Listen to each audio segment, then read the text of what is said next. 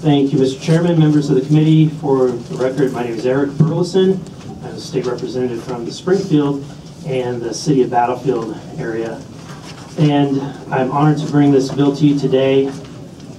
Mr. Chairman, freedom to work is necessary if Missouri wishes to regain a competitive standing with the states that surround us. This important legislation will encourage job growth, make unions responsive and stronger, and promote the individual freedom of workers across our great state. For far too long, Missourians have left the state to find job opportunities elsewhere. Over the past decade, Missouri has lost jobs and citizens to other states. The move or migration from closed shop states to freedom to work states is proof positive of this fact and is part of the reason that Missouri now has less representation in U.S. Congress. In fact, since 2000, nearly 5 million Americans have migrated or moved to the 24 states that have freedom to work laws in place. 1/4 of those states that have these laws in place border the state of Missouri. And they have been a continuous drain on job growth and often siphoning businesses along with those jobs over to those neighboring states. From 2002 to 2012, according to the U.S. Department of Labor, statewide private sector payroll employment in right-to-work Iowa, Nebraska, Kansas, Oklahoma, Arkansas, and Tennessee collectively increased by 3% compared to a 1.6% decline for Missouri. I think this data is probably the most striking data. So if you take the states that surround us within the Midwest, we're not talking about East Coast, West Coast, Midwest, we're talking about within our region, the states that surround Missouri, those 6 states, over the last 10-year period that we have data for, in the private sector payroll, we saw that those states that surround us, they saw a 3% increase during that period, while we saw a 1.6% decline in Missouri. So, it would be wonderful if we had data that was even more precise. In fact, we do. Okay, so to get even more precise, during that same period of time, we know as a whole, our state did worse than those states that are right to work and surround us. But when we have the data regarding the counties that border those states.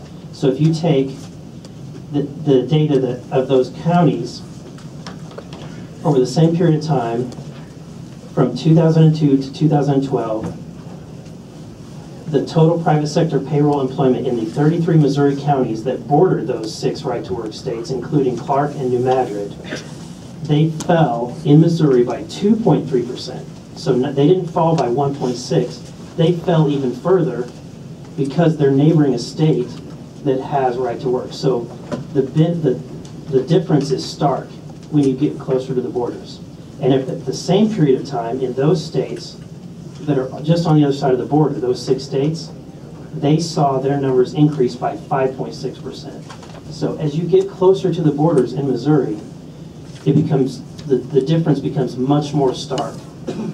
The truth is that nothing protects your job and increases your salary like job abundance and more job opportunities.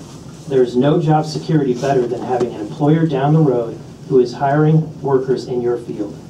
Data proves that wages rise faster in freedom to work states because of job abundance. Now, you'll hear people today say that people make less money in freedom to work states. But that is not considering what the data they'll bring today, and this is something that you should ask them, is the data that they're bringing forward, data as I brought forward, that's specific to county by county. Is it specific to Midwest data? What you'll typically hear is they will say people in the United States, the state of Missouri, people on average make less money, or the states that are right to work make less money. But the truth is, states in the southern states, we've always made less money.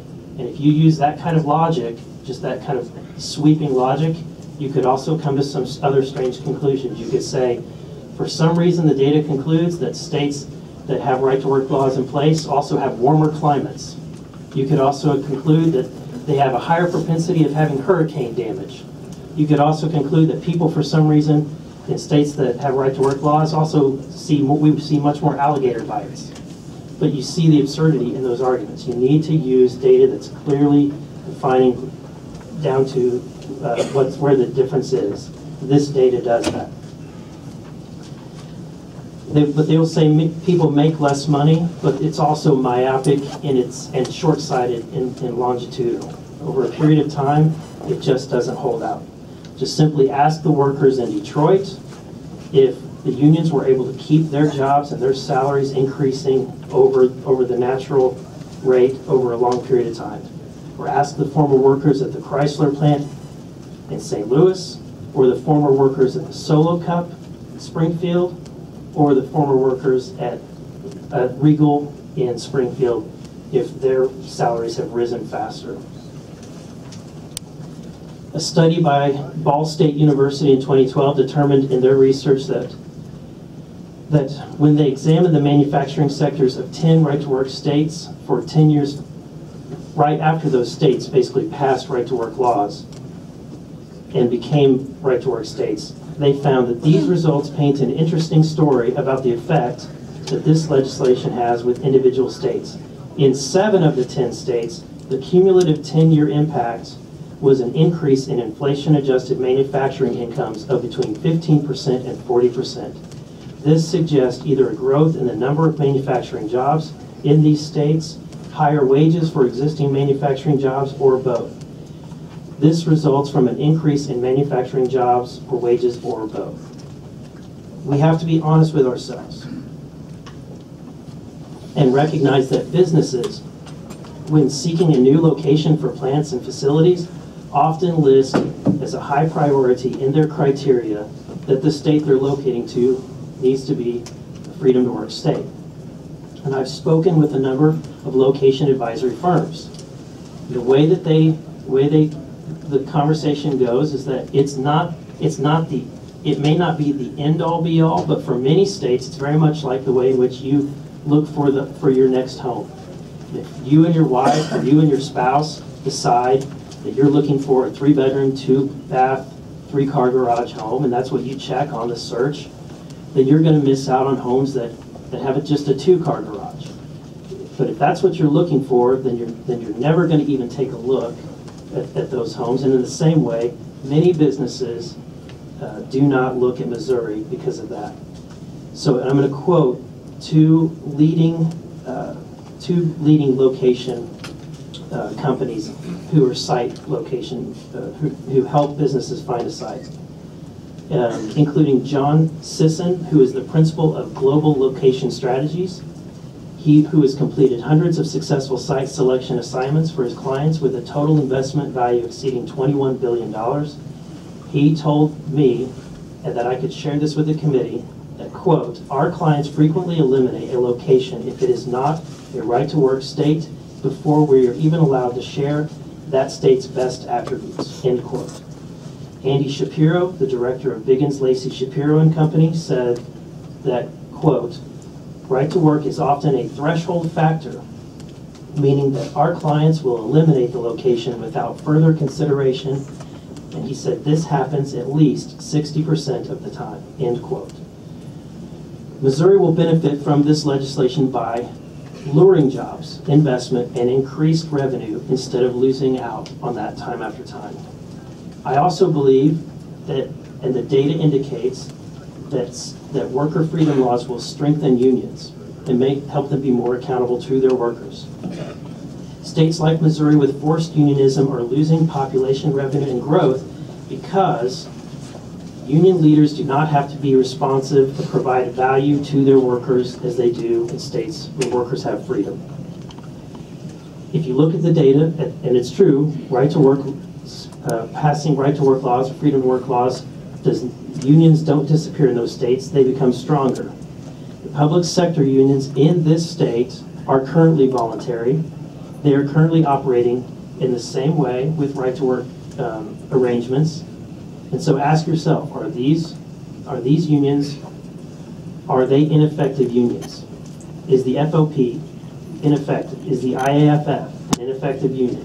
is the MSTA or the Missouri NEA, are they ineffective?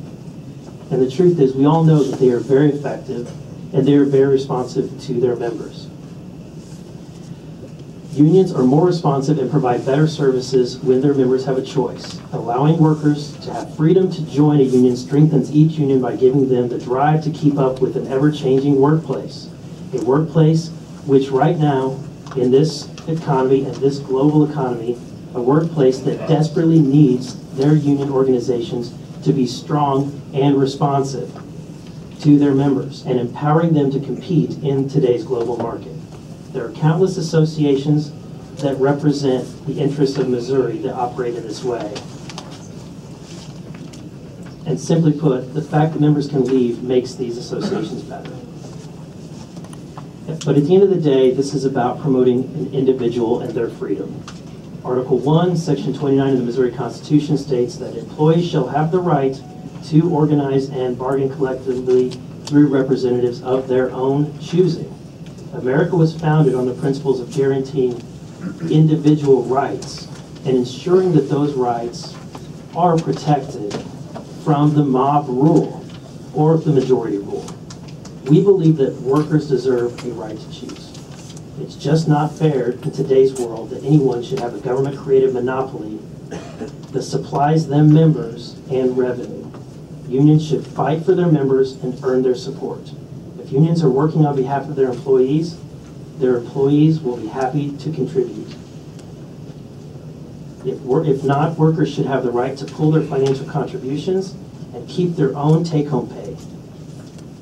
At the end of the day, this is about protecting that individual right. And with that, I would be happy to answer any questions.